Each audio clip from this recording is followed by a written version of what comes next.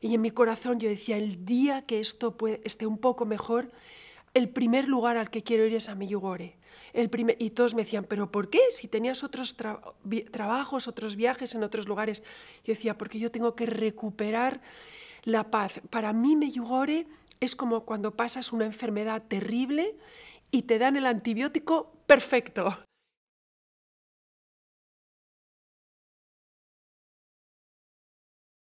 Me llamo María Vallejo Nájera, soy española, soy por este orden esposa, madre y ahora abuela.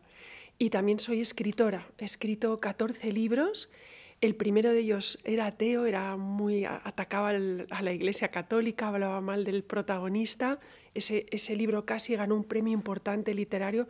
Gracias a Dios no ganó porque al año me convertí y escribí 13 libros más para la OSPA, para nuestra madre. Yo oí hablar por primera vez de Medjugorje en el año 99 por unas amigas anglicanas. Yo vivía en Londres y tenía una íntima amiga inglesa que era anglicana y ella apareció por aquí, por otros motivos, no recuerdo si venía a ayudar para la guerra, no lo sé, el caso es que descubrió Medjugorje y volvió encendida de fuego a Londres. Y durante una comida me contó todo lo que pasaba aquí y yo me quedé totalmente fascinada, muy en contra, porque no me creía nada y muy enfadada con ella porque había venido en momentos peligrosos. Pero ella insistía y me decía que al ser católica yo tenía que conocer este lugar. Y después de una serie de acontecimientos muy curiosos, pues vine aquí en el año 2000. Regresé aquí a Medjugorje, he regresado durante estos 21 años unas 12 veces más, quizá más. Mi marido dice que muchas más, a mí se me hace muy corto y a él se le hace más largo. Y regresé porque yo tuve una conversión muy fuerte en esa primera peregrinación. Yo llegué siendo una peregrina muy complicada, poniendo dudas a todo, poniendo pegas a todo, porque soy hija de psiquiatra. Entonces en mi casa siempre la medicina ha reinado, la psicología, la psiquiatría.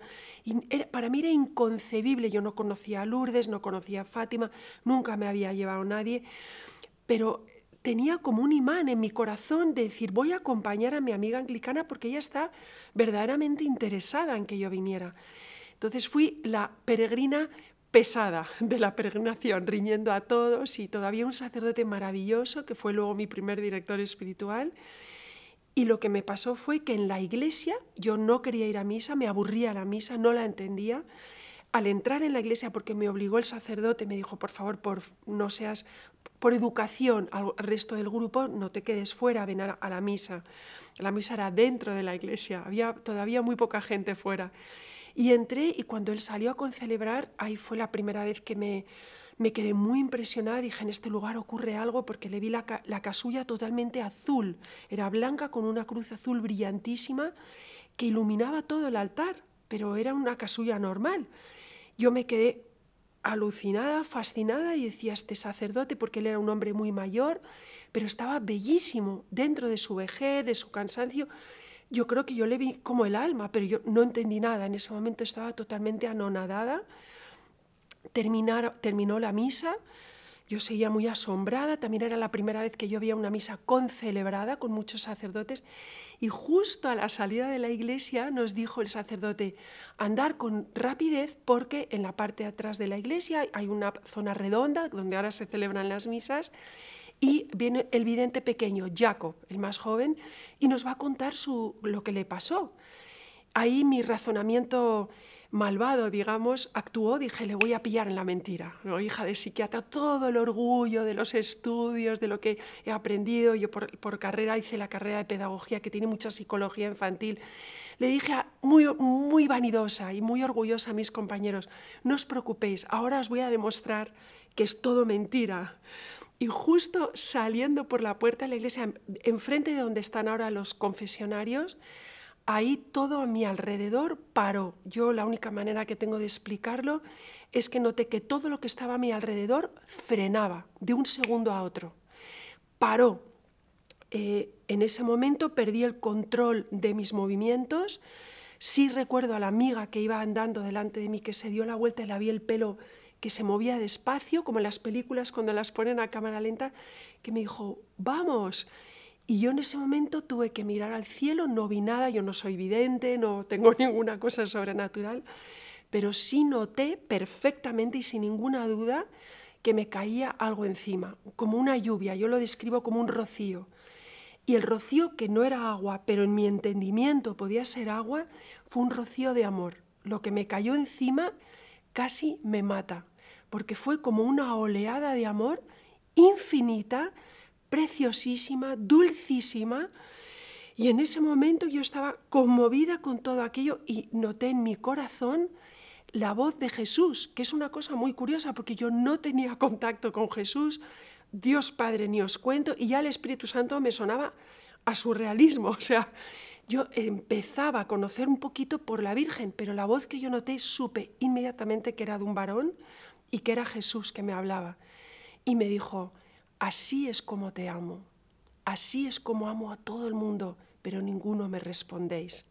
No me dijo, unos me responden mejor. No, ninguno me respondéis a este amor. Y ahí casi me muero, porque ahí explotó en mi alma todo tipo de sentimientos de vergüenza. Empezaron a pasar súper rápido todos los pecados de mi vida. Yo llevaba sin confesarme 15 años, 11 años, un dolor en el corazón que me explotaba, vergüenza, dolor, recuerdos que tenía olvidados de una niñita en el colegio que yo la trataba mal, que le hacía bullying, había pecado contra esto, contra otro, pecados de pureza, de jovencita. Todo eso pasó y todo eso bajo los ojos de Dios. Yo sentí que Dios lo había visto todo, pero yo no noté un juicio, yo noté amor en el dolor de Cristo. Cristo se dolía por esos pecados. Es que hay muchos entendimientos ahí, demasiado, no tenemos tiempo, pero sí noté que Dios todo lo ve, sí entendí que Dios es real. En ese momento tuve una conciencia clarísima de que todas las enseñanzas de la Iglesia Católica, Apostólica, Romana son ciertas y que Jesús existe y que Jesús nos ama. Y en ese momento yo me quise morir. Lo único que recuerdo es que contesté, me quiero morir, qué vergüenza, me quise esconder. ¿De quién? No te puedes esconder de Dios. Y de repente todo pasó, todo frenó, todo frenó. Antes de que frenara me dijo, di al mundo que yo les amo. Eso sí me lo dijo también. Y todo volvió a la realidad. Entonces los entendimientos fueron tan profundos que pensé que había pasado 10 minutos o más. Pero cuando miré el reloj habían pasado 3 segundos. Luego, con los años, aprendiendo teología, hablando con sacerdotes, me dijeron, el tiempo de Dios no es el humano, Dios es el alfa y el omega. Él utiliza el tiempo de otra manera, pero en esos 3 segundos yo vi todo el estado de mi alma y estaba súper sucio. Ahí nació el deseo urgente de buscar una confesión. Yo lloraba. Llegamos a donde estaba Jacob, el vidente, hablando, y yo ya no podía hablar. Era un llanto descontrolado, ¿no? Y le escuché y en mi corazón noté, este muchacho habla la verdad. O sea, en 3 segundos todo había cambiado. Ha sido un proceso muy complicado, una lucha de muchos años, son ya 21 años, y cuando volví a mi hogar lo único que tenía era hambre de Dios, que alguien me hablara de la Iglesia, que me hablaran de los sacramentos, porque yo ya quería vivir pegada a Cristo. Medjugorje ha cambiado mi vida en todos los sentidos. Yo al principio, cuando me convertí, era tan feliz que dije, qué fácil es esto, encontrar a Cristo, me estoy acercando a los sacramentos. Toda mi vida se puso patas arriba, todo se complicó. Yo era una persona súper popular, tenía miles de amigos, muchísima frivolidad, teníamos una posición económica muy correcta, me gustaba salir a fiestas, todo eso de repente me aburría. Yo amaba a mis amigos, me encanta estar con la gente, pero yo lo que quería era llevar a todos mis amigos a Cristo. Y eso no fue nada fácil, no lo sigue siendo a día de hoy, después de 21 años. Entonces hubo una ruptura muy fuerte social, empezaron las calumnias, las críticas. Mi marido, el pobre, sufrió, no entendía, porque él era mucho más creyente que yo, pero yo volví de Medjugorje y le había pasado el infinito. De repente quería ir todos los días a misa, quería confesarme todas las semanas y mi marido, el pobre, no entendía nada, ¿no? Entonces fue muy complicado porque tenían los niños pequeñitos, la gente empezó a hablar muy mal de mí o se ha vuelto loca. Hubo gente que dijo que yo me había inventado el pueblo, que el pueblo no existía. Para mí era muy desgarrador porque yo había recibido un regalo, un tesoro, y yo quería compartir el tesoro con todo el mundo que me rodeaba, pero todas las puertas se cerraron. Cuando ya estaba viviendo en Londres en esa época, pero ya enseguidita fui a vivir a Madrid, pensé, todo va a ser más fácil, porque España es católica. Peor, porque sacerdotes hablando mal de mí. Entonces, la persecución fue muy dolorosa, ha habido subidas y bajadas, pero Dios me ha dado el don de la fortaleza, lo he entendido luego, para aguantar en la batalla. Yo creo que el Señor tenía que purificarme. Yo llegué aquí con 35 años, ahora tengo 57, ahora soy abuela. Cuando yo vine aquí, mi hijo pequeño tenía 3 años, 2 añitos, era muy pequeño. Y todos estos años el Señor me ha metido en la batalla. Hay mucha gente, entre ellos mi marido, que me dijo, esto lo vas a parar, se te va a pasar, este jai raro que te anda en un pueblo de Bosnia, se va a pasar. Y te doy 3 semanas, ya verás cómo luego todo cambia. Fue al revés, fue a fuego, ya es una explosión, son fuegos artificiales. ¿Cómo he conseguido salvarme? ¿Cómo he conseguido aguantar todo esto? Con los sacramentos. A mí me ha dado todo, la confesión, la Eucaristía y el amor de María. Esos son mis 3 pilares y, por supuesto, el estudio de la Biblia, que ha llegado más tarde en mi vida. Hace pocos años, ya mayor, 53 años, me fui a estudiar a la Universidad de Harvard en Estados Unidos para estudiar cosas de Biblia y luego terminé en España con 2 años, hice un curso de estudios bíblicos muy bueno y mi interés es Dios. Entonces yo he comprendido que yo estoy aquí para dar el cariño a todo el mundo, para dar mi amor a todo el mundo. Intento cada día reflejar el amor que yo recibí en esos 3 segundos, que no se ha vuelto a repetir porque Dios se ocultó. Esos 3 segundos son los que me sostienen, pero llevar ese amor a todo el mundo.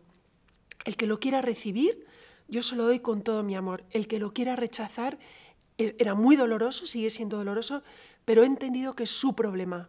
Es su problema, y el que no lo quiera recibir no pasa nada, el Señor buscará a otras personas.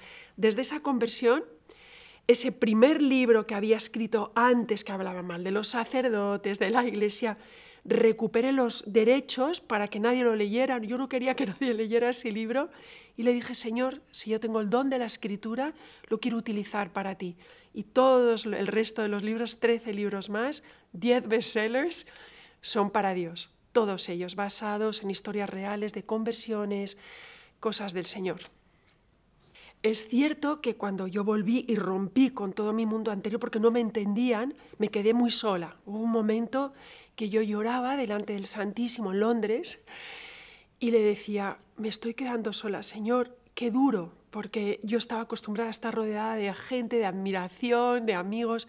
Todo eso el Señor lo cortó y le dije, no me dejes sola. Y enseguida me empezó a rodear de gente nueva de Cristo. Era gente mucho más humilde en muchísimos casos, tanto financieramente como a lo mejor con menos cultura, pero llenos de Cristo. Y era con la gente que a mí me divertía estar, porque teníamos a Cristo en medio. Y así, poco a poco, empecé a hacer muchísimos más amigos de los que tuve antes. Mi vida es un no parar, vivir con Cristo es estar en un parque de atracciones en el cielo, porque siempre hay alegría con Él, siempre hay amistades, siempre hay amor. Empecé a hacer amistad también con sacerdotes que me contaban tantas cosas del Señor, profesores, me he hecho amiga también de mis profesores de Biblia. Estar con Dios es no estar solo nunca. Entonces ahora tengo otro tipo de amistades que no las cambio por nada. Me siento la mujer más acompañada del mundo. Mi marido acabó convirtiéndose, no tanto como yo, no tanto fuego, pero ha venido conmigo 8, 9, 10 veces y mis hijos ahí están, hay que respetar su libertad, pero estoy rodeada de gente de Dios y estoy infinitamente agradecida por ello. Es mi nueva familia. Después de este año tan duro, hemos tenido una pandemia mundial, ha sido como una guerra en el mundo entero. Yo he perdido 5 amigos por el COVID, tengo muchos muy graves. Y, por supuesto, tuve que parar varios viajes de negocios, de trabajo, mi marido también tuvo que parar. Y en mi corazón yo decía, el día que esto esté un poco mejor, el primer lugar al que quiero ir es a Medjugorje. Y todos me decían, ¿pero por qué? Si tenías otros trabajos, otros viajes en otros lugares. Yo decía, porque yo tengo que recuperar la paz. Para mí Medjugorje es como cuando pasas una enfermedad terrible y te dan el antibiótico perfecto, que es el antibiótico de Cristo, es su amor, su ternura, la Iglesia, la Eucaristía.